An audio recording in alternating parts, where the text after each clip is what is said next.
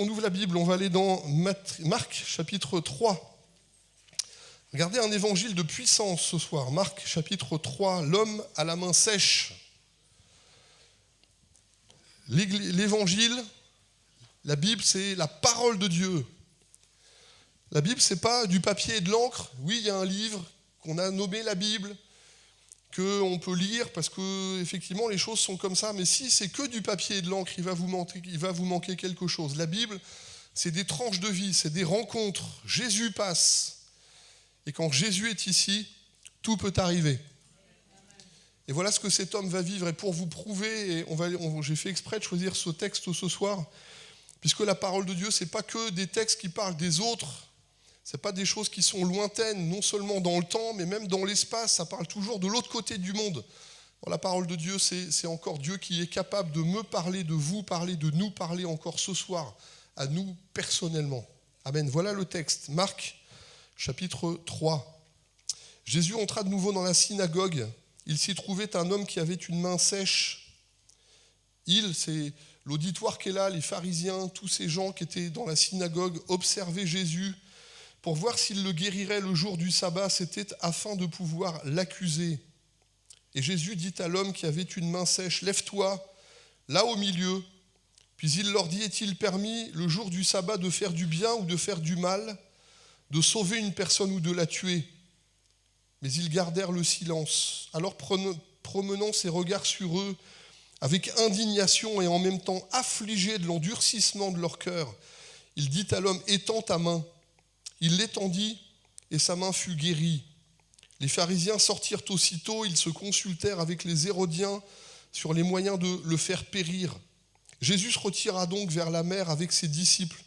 Une grande multitude le suivait de la Galilée et de la Judée et de Jérusalem et de l'Idumée et d'au-delà du Jourdain et des environs de Tyr et de Sidon. Une grande multitude, apprenant tout ce qui se faisait, vint à lui. Il chargea de ses disciples de tenir toujours à sa disposition une petite barque afin de ne pas être pressé par la foule. Car comme il guérissait beaucoup de gens, tous ceux qui avaient des maladies se jetaient sur lui pour le toucher. Les esprits impurs, quand ils le voyaient, se prosternaient devant lui et s'écriaient « Tu es le Fils de Dieu ». Mais il leur recommandait très sévèrement de ne pas le faire connaître. Quand il dit « il leur recommandait très sévèrement », il parle bien sûr dans le texte des esprits, c'est pas à vous de le dire, c'est pas vous qui glorifiez Dieu. Amen. Voilà l'histoire qui se passe, un homme qui est ici, un homme à la main sèche. Une histoire peut-être banale, une histoire de vie. Jésus rentre, comme à son habitude, dans la synagogue. Et là se trouve un homme qui a une main avec une difficulté. Est-ce qu'on n'a pas de détails sur la difficulté de cet homme en réalité? On sait que c'est sa main, on ne sait pas si c'est la droite ou la gauche, on ne sait pas s'il est droitier ou gaucher. Vous n'avez pas d'indication. Est-ce que c'est une malformation? Vous n'avez pas d'indication. Est-ce que c'est à la suite d'un combat? Parce qu'à l'époque, c'était aussi compliqué. Est-ce qu'il avait été agressé? Est-ce que sa main avait été abîmée dans des travaux des champs? Est-ce que sa main avait été écrasée par un outil? Vous n'avez aucun détail de ça, si ce n'est que le constat est là, c'est un homme avec une main sèche. Alors je ne sais pas comment vous voyez les choses, mais ce que je trouve extraordinaire avec la Bible, c'est d'essayer de se mettre dans la tête et de rentrer dans les personnages qui sont là pour comprendre les enjeux. On avait dans une église dans laquelle nous étions un homme qui avait une main qui était un peu atrophiée, qui était un peu handicapée, qui était avec une main droite qui était plus petite. Et à chaque fois qu'on voyait ce frère et qu'on le croisait, il disait toujours bonjour, non pas en vous serrant la main droite, mais en vous tendant toujours la main gauche. Puis il avait toujours sa petite phrase pour dire, c'est celle qui est le plus près du cœur, hein. Il avait toujours sa petite phrase pour dire, je te tends pas l'autre. Et il avait détourné un peu le fait de dire, allez, c'est celle la plus près du cœur pour cacher un petit peu sa situation. Et je me dis aujourd'hui, combien de personnes usent, vous savez, ces petites pirouettes, ces petites formules, ces petites formulations, ces petites blagues, ces petites choses pour expliquer aux uns et aux autres, pour dire, tu sais, je vais cacher, je ne sais pas comment il s'habillait, est-ce qu'il avait un vêtement où il mettait toujours sa main dans sa poche pour ne pas être obligé de la sortir. On n'a pas d'indication, mais en revoyant ce frère dans ma tête, je me dis sûrement que cet homme était gêné. Votre pasteur, Clermont, tout à l'heure, disait que j'ai 2 enfants. C'est précieux une main. Moi, je vais vous expliquer un témoignage personnel. Prendre les enfants dans ses bras, avoir une caresse, donner quelque chose, une main, c'est précieux. Pour vous dire que ce texte est un texte qui nous parle à nous personnellement, je vais vous donner un petit bout de témoignage personnel. Il y a quelques années en arrière, j'ai fait ce qu'il ne faut pas faire. J'étais un garçon qui vivait sans Dieu, parce qu'il n'y en a qu'un qui est tombé dedans quand il était petit, c'est Obélix. Lui, il est tombé dans la marmite tout petit, mais Dieu n'a pas de petits-enfants, il n'a que des enfants.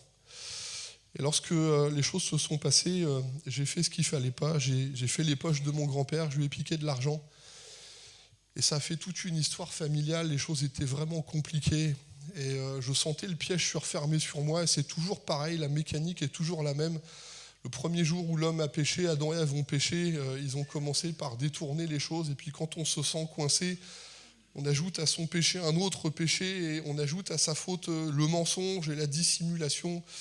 Et j'ai commencé à mentir, j'ai commencé à m'enfermer moi-même, et puis je ne pouvais plus être moi-même, j'ai trahi la confiance de ma maman. J'ai menti à toute ma famille, à mon frère, les choses devenaient absolument sordides. Et mon frère qui s'était converti un jour me dit, on était tous les deux dans la voiture, il me dit, lève la main droite et promets devant Dieu que tu n'as jamais fait ça. Alors comme Dieu n'existait pas pour moi, ce n'était pas une relation que j'avais beaucoup entretenue, même si j'en avais entendu quand j'étais petit, sans aucun complexe, j'ai levé la main droite et je dis, voilà, je te jure devant Dieu, j'ai jamais fait ça. Et puis mon frère m'a dit, écoute, moi ça me suffit, si tu me dis devant Dieu que tu n'as jamais fait ça, pour moi c'est réglé, et il passe à autre chose. Moi dans mon cœur, j'ai dit, tac tac, ça y est, c'est réglé, hop, une histoire de réglé. Puis 15 jours plus tard, nous avons fait une fondue bourguignonne. C'est ce que c'est là, on fait chauffer de l'huile, et puis on met les petits bouts de viande dedans, et puis autour de la table comme ça, on mange, c'est un plat qu'on mange dans les montagnes de France, et on fait une fondue bourguignonne. Moi je suis un cuisinier, je ne me suis jamais trompé, et ce jour-là, l'histoire fait que, et Dieu est plus grand que toutes nos histoires, on s'est trompé d'huile. Alors l'huile qui a chauffé a brûlé, alors oh, zut, qu'est-ce qui se passe ? Avec mon frère, on était tous les deux, parce que quand Dieu écrit les histoires, il ramène toujours les bons personnages au bon endroit. Hein. Et on était, moi et mon frère, ce soir-là, tous les deux à la maison. Et je dis à mon frère, je vais prendre la casserole, je vais aller vider l'huile dans le caniveau, et puis on va recommencer. On nettoie et on recommence, c'est pas un problème. Tu sais, on est persuadé qu'on s'en sort toujours dans ces moments-là. Hein. Et je vais dans la rue, on était à quelques mètres, on était dans un pavillon, et la porte de la cuisine était à 4 mètres, juste la distance d'une voiture entre la porte de la cuisine et la rue où moi j'ai été vider mon huile dans le caniveau. Et pendant que l'histoire s'écrit, je vide mon huile tranquillement, puis c'était vraiment étonnant, il y avait de la fumée, là, comme des effets spéciaux dans les films, là. Je regarde la fumée qui est par terre, j'appelle mon frère, je dis « Steph, regarde, c'est trop étrange, regarde un petit peu, on dirait des effets spéciaux de film ». Et au moment où mon frère me regarde, on est à peu près comme moi et Clermont qui est là, on a juste une distance tous les deux, d'un seul coup, il y a quelque chose qui me brûle le visage. Je tourne la tête, je sens quelque chose de très chaud qui me brûle, je jette le caclon, tout part dans la rue comme ça, puis d'un seul coup, je brûle et je fais ma main et je secoue ma main, parce que je sens la brûlure sur ma main, je secoue ma main, puis j'entends 60 cm de flamme sur la main. L'huile s'était attachée à ma main, ça c'était une torche. Et là, je suis en train de... C'était la soirée kangourou, ce soir-là, j'étais en train de sauter dans la rue, en train d'essayer d'étouffer ma flamme. La flamme s'étouffe. Je regarde ma main, elle est blanche comme les feuilles qu'elle a. En 20 secondes, les ongles tombent par terre, la peau se décolle, la peau tombe par terre. En 20 secondes, je suis dans la rue, j'ai 19 ans. Je viens de me brûler d'une manière incroyable. Il n'y a personne dans la rue à part mon frère et moi, et une voix me dit « Tu ne prendras pas le nom de l'Éternel Dieu en vain ». Et Dieu m'arrête. Et pour la première fois de ma vie, je viens de me rendre compte qu'il y a un Dieu dans les cieux qui me voit, qui m'entend, qui sait ce que je fais. Et avec lui, je ne peux pas jouer. Mon frère est paniqué, il m'emmène aux urgences. J'ai passé 15 jours à l'hôpital, 5 fois au bloc opératoire. Le verdict médical tombe, perte de la main droite. Médicalement, j'ai eu un 3e degré profond étendu à toute la main, dégantage complet. Le docteur Saint-Casque qui était spécialiste de la main. Il y a un docteur de Nantes qui s'est déplacé, spécialiste des grands brûlés. Ma main était tellement brûlée que sur le majeur, le doigt du milieu, l'os était à vif. Et ils ont mis perte de la main droite. Il n'y avait plus de muscles, il n'y avait plus de motricité, il n'y avait plus de chair, il n'y avait plus rien, plus de nerfs, plus rien, perte de la sensibilité. J'ai 19 ans et je me retrouve comme cet homme, un homme à la main sèche. Vous savez, quand vous avez deux mains, c'est facile, mais quand vous n'avez qu'une main, fermez votre pantalon, faire vos lacets, tout devient compliqué. Et à 19 ans, Dieu m'arrête et je suis en train de réfléchir à ce que c'est que le sens de la vie. Vous savez, quand j'ai lu ce texte de l'homme à la main sèche, j'ai vraiment compris. Moi, Dieu m'a mis dans la peau de ce personnage. Pendant longtemps, j'ai cru que toutes les histoires qui étaient là, c'était des histoires, c'est toujours pour les autres. Puis je me suis rendu compte que dans tous les textes de la Bible, Dieu peut me parler. Et Dieu, ce jour-là, me parlait d'une manière complète, d'une manière directe. Lorsque j'étais tout seul dans ma chambre, j'étais en train de réfléchir et quand j'étais tout minot, on avait mes grands-parents, ma maman, on nous emmenait à l'école du dimanche. Et puis j'ai pensé à cette histoire de Moïse. Dieu parle avec Moïse et dit « Moïse, mets ta main dans ton vêtement ». Alors Moïse met la main dans son vêtement, il sort sa main, elle est sèche, elle est pleine de lèpre. « Moïse, remets ta main dans ton vêtement ». Il remet sa main et sa main, elle est complètement neuve, complètement pure. Et pendant que je suis en train de penser à ma vie, d'un seul coup, je commence à réfléchir, à méditer sur Dieu. Mais t'existes vraiment, mais qu'est-ce que j'ai fait? Puis d'un seul coup, je commence à dire, mais pour moi, c'est justice. J'ai volé, j'ai menti, j'ai trahi toutes ces choses. Je suis cet homme-là. Ça va vite dans votre tête à ce moment-là. Je vis les choses de l'intérieur. Et touché comme ça par Dieu, d'un seul coup, ce texte, je repense encore à Moïse. Et Dieu me dit au travers de ça, et j'ai cette conversation avec Dieu, et Dieu me dit, le problème, c'est pas ta main, le problème que tu as vraiment, c'est ton cœur. Le vrai souci, si ta main, elle est sèche, c'est parce que dans ton cœur, il y a quelque chose qui est mort. Et je me rends compte que ma vie n'est pas droite. Quand je réfléchis à ce que j'ai fait, non seulement avant, je me dis, ouais, bon, c'est pas si grave, puis petit à petit, dans la présence de Dieu, Dieu qui touche mon âme et mon cœur, je me rends compte que non, c'est pas grave. Puis d'un seul coup, je me dis, tes histoires, Patrick, elles sont moches. Et combien de fois tes réponses, tes colères, tes arrogances, ta manière d'être, ta manipulation, c'est moche. Vous comprenez ce que ça veut dire quand je dis c'est moche ou pas? Ouais. Des histoires autour de vous, de nous, il y en a un paquet d'histoires de moches. Hein. Mais souvent, on n'est plus conscient de ce que les autres nous font, de ce que nous, on fait aux autres. Et à ce moment-là, Dieu met le focus sur mon cœur. Et je me retrouve exactement comme cet homme, un homme à la main sèche.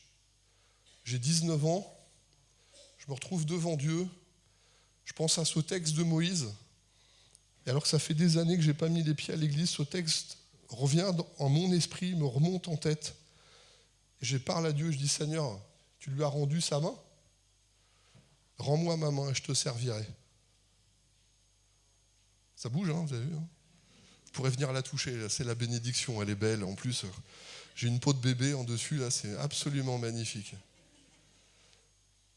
Et l'histoire s'est écrite comme ça, j'ai levé les yeux et j'ai dit à Dieu, Seigneur, ça a marché pour Moïse. Je te demande pardon, j'ai péché contre toi. J'ai péché et j'ai fait sans aucune, comment je peux dire ça, sans aucun compromis. J'ai mis les mots sur tout ce que ma vie était, tout ce que j'avais fait. Et j'ai dit à Dieu, rends-moi ma main et je te servirai. L'histoire, c'est pas écrite en 2 secondes. Hein. Mais 6 mois plus tard, j'ai revu le docteur Saint-Casse qui me reçoit pour un contrôle de routine. Alors il ouvre la porte de son bureau, il me tend la main. Alors moi, il me tend la main. Qu'est-ce que je fais? Je suis poli. Hein. Je lui serre la main. Bonjour, viens là, Mathis. Vite, viens là, vite, dépêche-toi. Saute, regarde. En plus, ça, t'es filmé en plus. Bonjour. Alors moi, il me serre la main. Je lui serre la main. Hein. Je lui serre la main, fort. Et il me regarde, il est arrêté comme ça, et je sens que quelque chose ne va pas dans sa tête. Hein. Et il me fait le chaud, le froid, le piquant, le droite, le gauche, le machin, etc. Et il me regarde et il me dit, j'y comprends rien, c'est un miracle. Ah c'est lui qui l'a dit, hein, c'est pas moi. Hein. C'est lui qui l'a dit, qu'il y a. Dieu venait de me rendre ma main.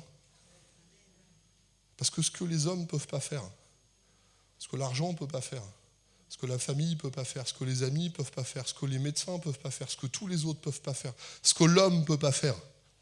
Dieu est capable de le faire. Et quand on s'adresse à la bonne personne, Dieu est toujours présent. Parce que nous avons un Père dans le ciel. Un Père qui est sensible à ce que vit chacun de ses enfants. Moi, j'ai des enfants. Je suis intéressé par chaque chose de mes enfants. Leur joie, leur peine, leur avenir, leurs échecs, leurs réussites, ce qui les touche, ce qui les blesse, ce qu'ils peuvent vivre, comment leur ouvrir le plus de possibilités possibles. Oh, l'histoire, ce n'est pas écrite en 2 jours. Hein. Mais quand le médecin a dit ça, je lui ai dit, texto, je lui ai dit, ce que vous n'avez pas pu faire pour moi, Dieu l'a fait pour moi. Il a juste levé les épaules, il a dit, il n'a pas du tout prononcé ce jour-là, c'est un homme extraordinaire que j'ai vu, il n'a pas du tout reproché. Il m'a dit, ça t'appartient. Je lui ai dit, moi, Jésus a sauvé ma vie. Et j'ai pu redémarrer dans la vie. Cet homme qui est là, il est brisé dans son cœur, brisé dans sa dignité, brisé dans ce qu'il peut vivre. Combien de personnes peuvent être comme ça ? Vous savez, il y a des choses dans la vie qui peuvent vous coucher facilement. J'avais pensé à un autre texte ce soir, c'est l'évangile de Jean, chapitre 5, c'est un homme qu'on trouve couché près d'une piscine.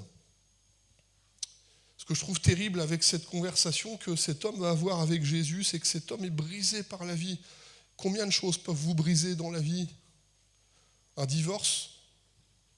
Une humiliation ? On était ce matin à la gendarmerie, il y avait encore toutes ces annonces qui étaient là sur la violence conjugale. Ça commence avec des roses et puis ça finit dans les épines. Hein. Au départ, tout est beau, il est tout gentil, il est vraiment super. Et puis il y a de l'alcool, il y a du zamal, il y a tout un tas de dérapages, il y a de la tromperie, il y a tout ce qu'il faut. Puis au bout d'un moment, ça finit dans les cris. Il y a de la colère, il y a de l'humiliation, il y a du brisement et il y a des vies qui sont détruites. Je suis aumônier de la maison d'arrêt à Blois et je peux vous garantir que je rencontre des hommes qui ont été brisés dans la vie, des gamins qu'on a plein et des gamins qui ont grandi, qui sont devenus des hommes qu'on a accusés parce que quand on plaint un gamin quand il est petit, ça devient la victime désignée pour le rendre coupable quand il devient grand. Des enfants qui ont grandi dans l'humiliation, qui quand ils sont devenus des hommes, sont devenus des persécuteurs. Et on vit des choses terribles. Alors ce n'est pas une histoire de main, c'est une histoire de vie, de caractère, mais Dieu est capable de relever des hommes et des femmes. Amen. Je parlais de cet homme qui était là paralytique auprès de la piscine de Bethsaïda. Ce que je trouve absolument incroyable, c'est qu'il y a des centaines de personnes qui sont là. Jésus en voit un et il lui pose une question toute simple. Veux-tu être guéri ? Il ne lui a pas expliqué l'évangile en 5 exemplaires avec Jésus mort à la croix, ressuscité le 3e jour, qui est reparti auprès du Père au bout de 50 jours. Non, il vient, Jésus passe. Il pose une question. Veux-tu être guéri ? Je vois des gens aujourd'hui, je rencontre des centaines de personnes. On dit, est-ce que tu crois en Jésus ? Je ne l'ai jamais rencontré, je ne l'ai jamais vu ce Jésus. Je n'ai jamais pu tester qu'il était digne de confiance. Pour comprendre que quelqu'un est digne de confiance, il faut avoir une relation avec lui. C'est vrai ou pas ? Moi, si vous voulez savoir, on se connaît un petit peu avec quelques-uns dans la salle. Pour savoir si l'autre est digne de confiance, il faut qu'on ait eu des relations, il faut qu'on ait eu un échange, il faut qu'il y ait eu des partages. Il faut qu'on ait pu regarder les choses en réalité dans la vie sur qu'est-ce qu'il est capable de produire. Et Jésus vient et il sait que pour cet homme, il a essayé, ça fait 38 ans qu'il est malade, il est brisé, 38 années couché par ce qu'il a vécu. Et je me dis, Seigneur, 38 ans, c'est une vie complète brisée. La peine, elle est lourde là. Et Jésus passe, il lui dit, est-ce que tu veux être guéri ? Réponse de cet homme, j'ai personne. T'as personne parce que tu n'as pas encore rencontré le Fils de Dieu. Parce que si tu connaissais qui était Jésus, tu ne dirais pas j'ai personne, tu dirais Seigneur, sauve-moi. C'est vrai ou pas ? Ouais. Moi, dans ma chambre, il n'y avait personne, mes idées étaient là, j'étais tout seul. Et Dieu, par son Saint-Esprit, a touché mon cœur et dit, crois-tu que je peux faire ça pour toi ? Et ma prière a été, oui Seigneur, rends-moi ma main et je te servirai. 8 ans plus tard, je suis devenu pasteur. Dieu m'a rappelé à son souvenir à un moment donné où j'y croyais plus, où ça m'était sorti de la tête. Et à un moment donné, Dieu a touché mon cœur. Il dit, tu te souviens de ce que tu avais dit il y a des années, je t'ai rendu ta main. Et Dieu m'a dit, maintenant, c'est ton tour d'honorer ta parole maintenant, serre-moi en retour. 8 ans plus tard, je suis devenu pasteur. Dieu était là. C'était la rencontre du début, c'était l'arrivée, il était présent. Amen. Et je crois qu'aujourd'hui, les choses, elles n'ont pas changé. Je voudrais ce soir partager avec vous ce Dieu qui est capable de relever. Si vous êtes tombé, si des choses ont été brisées chez vous, Jésus-Christ a été encore plus bas dans l'humiliation. Sa main a été encore plus bas pour vous relever. Vous savez, un homme qui est à terre, on lui tend la main pour le relever. Un homme qui a été brisé, là, le Samaritain, il s'est abaissé devant cet homme qui avait été brisé, qui avait été meurtri par des méchants et des brigands qui étaient là pour tout lui voler, tout lui dérober. Le Samaritain est arrivé, il s'est mis à côté, il l'a relevé. Je ne sais pas où vous êtes tombé, je ne sais pas ce qui a été brisé chez vous, mais je sais une chose, c'est que notre Jésus, Jésus-Christ, le Sauveur du monde, Jésus de Nazareth, a été brisé et humilié plus bas que terre, qui a été chargé de coups, qui a été complètement détruit dans son corps, il a été lacéré, complètement détruit. Jésus, on l'a humilié plus bas que terre, et il l'a fait par amour pour nous, pour pouvoir relever tous ceux qui ont eu le cœur abattu et détruit. Amen. Et aujourd'hui, il y a tellement de personnes qui ont besoin d'une intervention de Dieu pour retrouver cet élan de vie. Ce que je trouve extraordinaire avec ce texte, non seulement c'est un texte qui me parle parce que je l'ai vécu, mais c'est aussi un texte qui parle de restauration. Cet homme qui était là, tout le monde le connaissait dans la salle, tout le monde dans la synagogue, dans la ville connaissait la faille de cet homme qui était là. Et lorsque Jésus l'appelle, il le fait « Allez toi, viens, mets-toi debout » et il lui dit d'une manière directe, prenant dans les regards, il lui dit « Lève-toi au milieu de tous et tends ta main. » Et je me suis toujours posé la question, mais à quel moment le miracle s'est produit ? Je me suis mis dans la tête de cet homme, je lui dis « Il a des os brisés, il a peut-être pas de muscles, il n'y a pas de nerfs, il n'est pas capable, sa main elle est sèche et toi tu dis « Étends ta main ». Et cet homme, je ne sais pas comment il a été confronté dans son cœur, mais à un moment donné, lui, il sait qu'il ne peut pas. Mais Jésus vient de parler. Et sur la parole de Jésus, cet homme va étendre la main.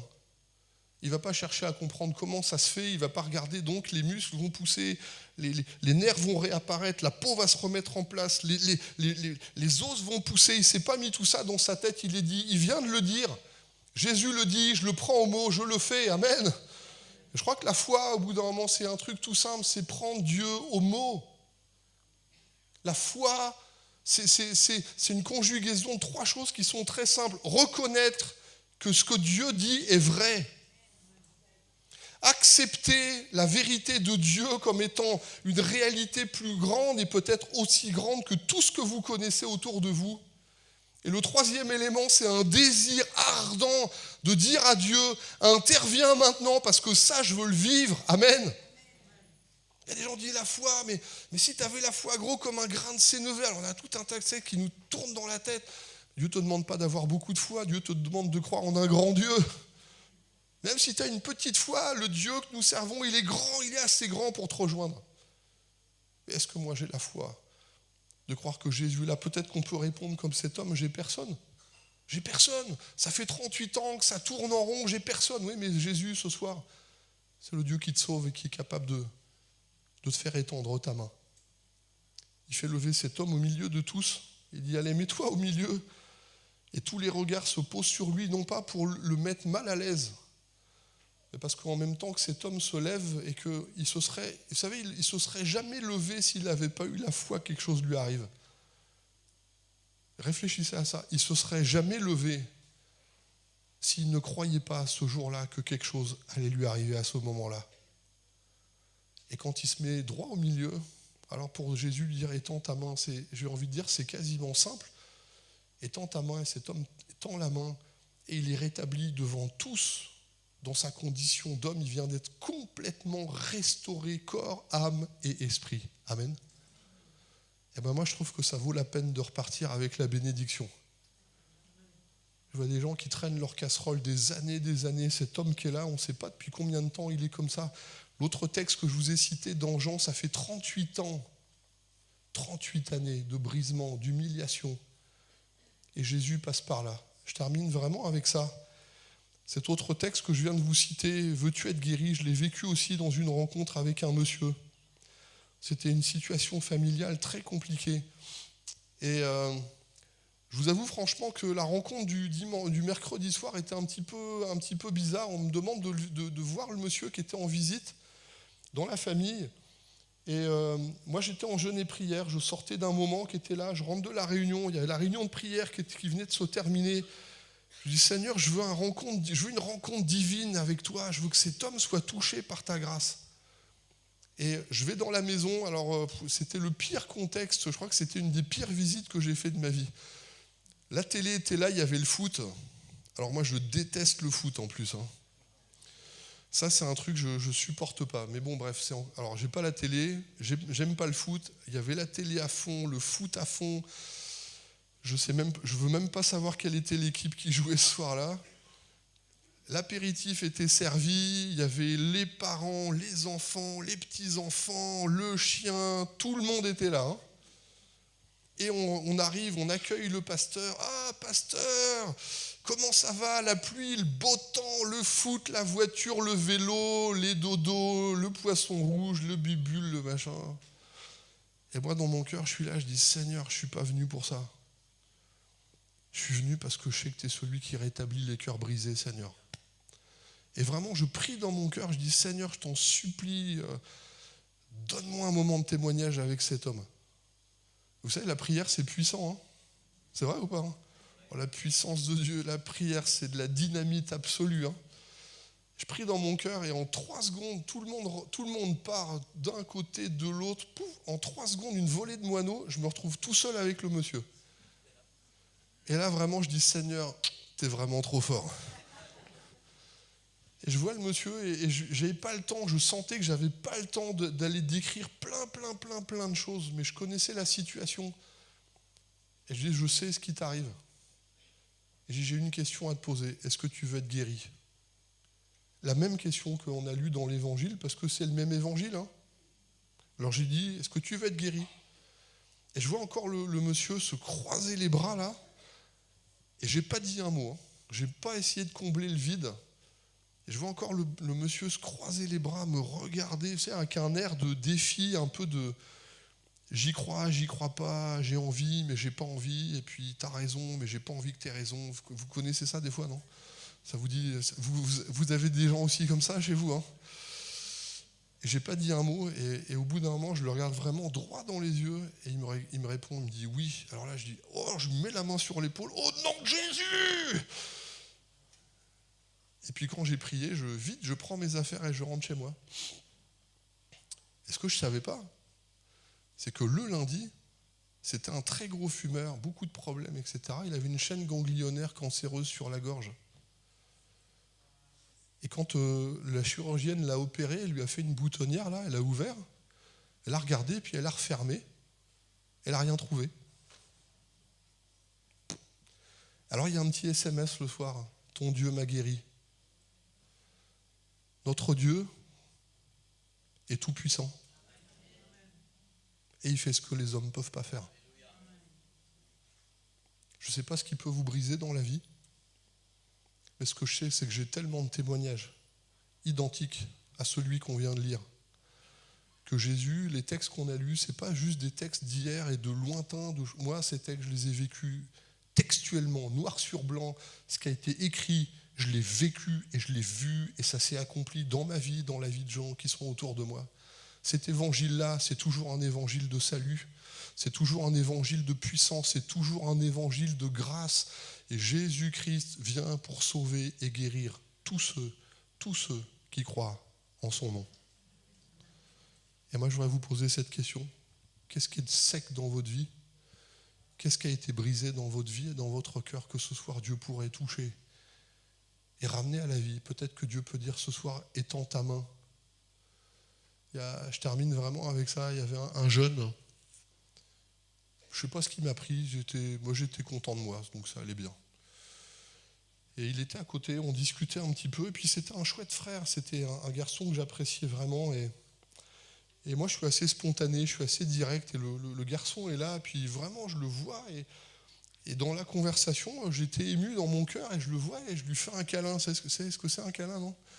On prend quelqu'un dans ses bras et on dit « Ah, merci, t'es cool, je t'aime ». Et vraiment, je le prends et je le serre vraiment avec émotion. Je dis « Vraiment, t'es un chouette frangin. Et je veux te dire que je t'aime ». Et le gars était ému, il commence à me regarder. On sentait que t'es raide dans ses bottes. Là. C'était un gars, alors j'ai dit « Oh, me touche pas ». De toute sa vie entière, son père, sa famille, personne ne l'avait pris dans ses bras pour lui dire une seule fois « Je t'aime ».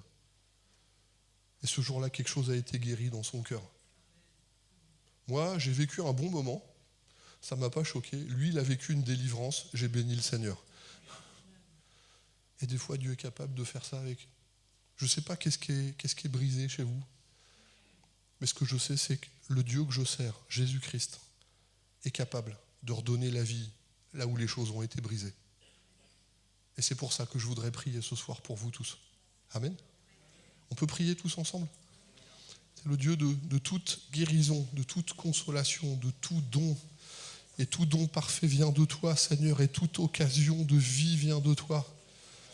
Seigneur, la vie est tellement marquée par la souffrance, par l'isolement, par les brisements, la honte et l'humiliation. Que ce soir, Seigneur, je veux croire que tu es celui qui vient changer les choses, transformer le mal en bien. Tu es celui qui est capable de rendre la vie. Tu es capable de dire à cet homme, étends ta main alors que tout est perdu et sec. Tu es celui qui est capable de faire lever le paralytique. Prends ton lit et rentre chez toi. Tu es celui qui est capable de renvoyer libre l'opprimé. C'est le Seigneur, celui qui est capable de délivrer les cœurs captifs au nom de Jésus. C'est ma prière ce soir. Que chacun, Seigneur, puisse repartir avec un cœur restauré, renouvelé, délivré, guéri. Seigneur, tu es venu pour guérir les cœurs brisés, Seigneur.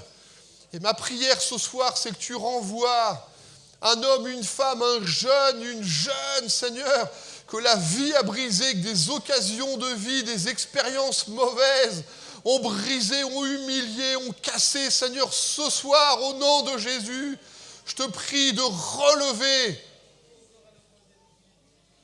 Veux-tu être guéri? Ça, c'est la question du soir.